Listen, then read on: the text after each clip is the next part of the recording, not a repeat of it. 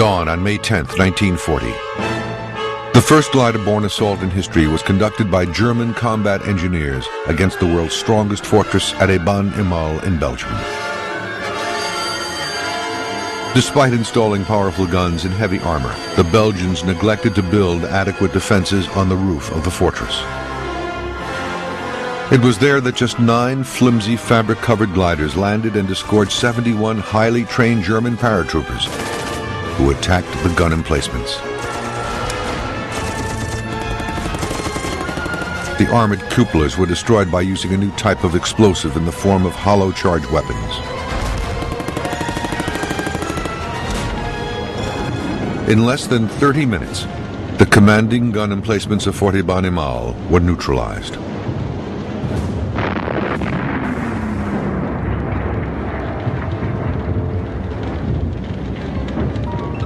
The next day, the fortress surrendered, and the gateway into Belgium and France was open.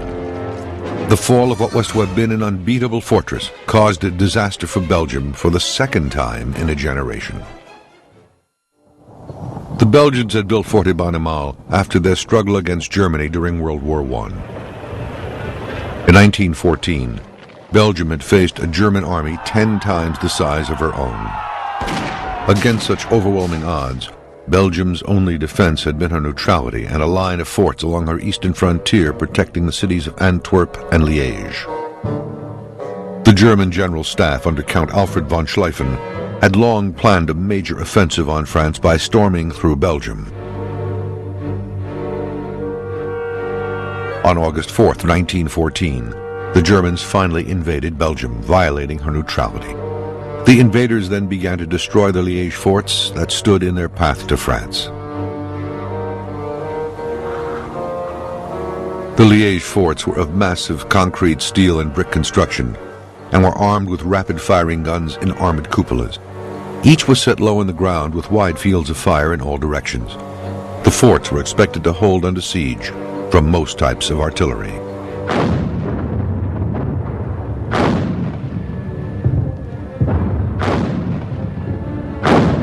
However, within days, the Belgian forts were pulverized into submission by Germany's heavy artillery.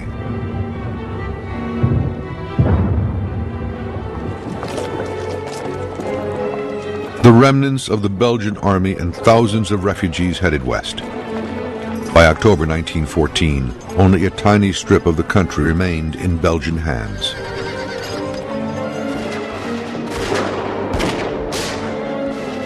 For the next 4 years, grueling trench warfare ensued along the entire Western Front. The battlefield was dominated by heavy artillery and machine guns.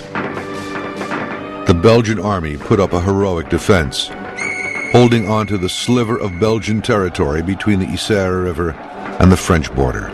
The battle lines remained virtually stationary. It was a bloody stalemate. Gradually, the Germans were worn down, and in August 1918, the final Allied offensive began. Germany was forced to seek an armistice, which came into effect on November 11, 1918. Belgium and France had suffered grievously and were determined not to be drawn into another major European war.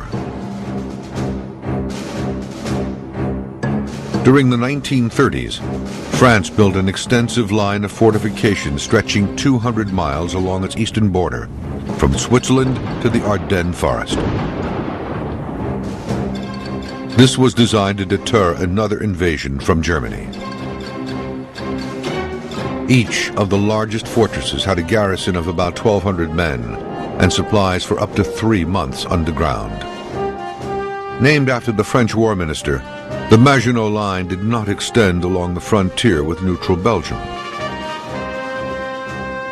Once more, Belgium reaffirmed her neutrality, but she also followed France's example by renovating and enlarging the forts around Liège and Antwerp. A massive new fortress was constructed at Eben Emael between 1931 and 1935 to guard the strategic junction of the Albert Canal with the Meuse River. These two water lines offer the most important obstacle to any invasion of central Belgium from Germany. The Belgian defenses were bolstered by heavy artillery weapons deployed in static lines similar to the methods of World War I.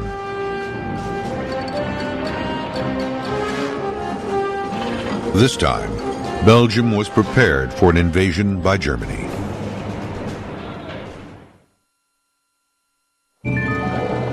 Fort Eben Emael was the largest in the world and built to be invincible.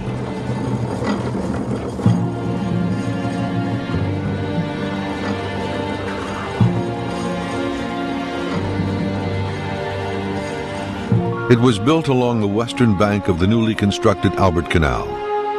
Completed in 1935, it was the most modern fortress in Belgium. The fort's guns could strike at any target within a 12-mile radius, and its fire was integrated with that of the other forts protecting Liège.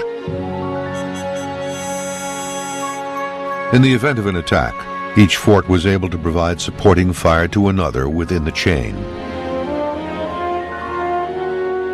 Fort Eben Emael was shaped like a diamond, with its narrowest point facing north. From north to south, it measured 1,100 yards and 800 yards from east to west, an area equivalent to 70 football fields. Along its northeastern edge, it was protected by the Albert Canal. Some 120 feet below and to the northwest, the fort was bordered by a water-filled anti-tank ditch and the Gier River.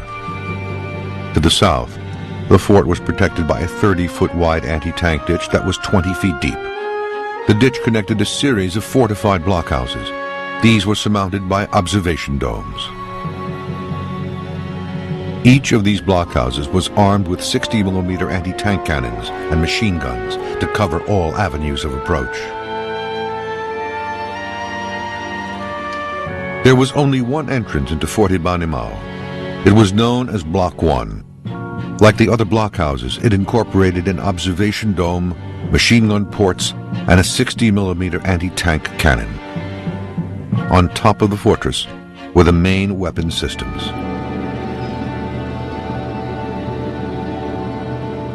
There were two armored cupolas known as Cupola Nord and Cupola Sud. These featured a 12-inch thick armored dome which would rise 4 feet above the ground to allow the twin 75mm guns to fire to a range of 5 miles in all directions. Between the rapid-firing guns was an observation and aiming periscope. As their names implied, Cupola Nord was situated to the north of the fortress and Cupola Sud to the south. In the center of the fortress was a non-retractable armored cupola mounting two 120mm guns. It was known as Cupola 120. These were the largest guns of Fort Eben Emael. There were 6 more gun emplacements or casemates on top of the fortress. 4 were armed with triple 75mm guns, each with a range of 7 miles. 2 of the casemates, known as Maastricht 1 and Maastricht 2, were positioned to fire at targets to the north where Maastricht and the vital bridges over the Albert Canal were located. 2 faced south, towards the town of Wiese. For this reason, they were known as Wiese 1 and Wiese 2. Their guns also covered the forts to the south that protected Liège, as well as the southern bridges across the Meuse River.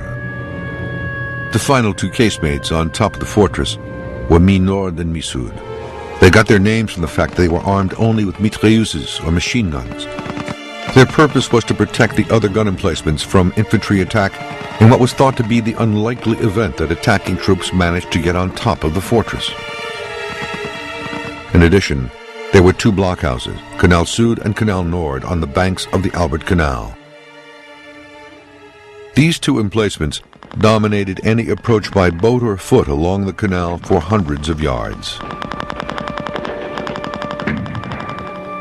To the north and south of Fort Eben Emael were a series of observation posts that provided the guns with target information via telephone and radio. There were also 3 false emplacements made of thin steel sheeting to represent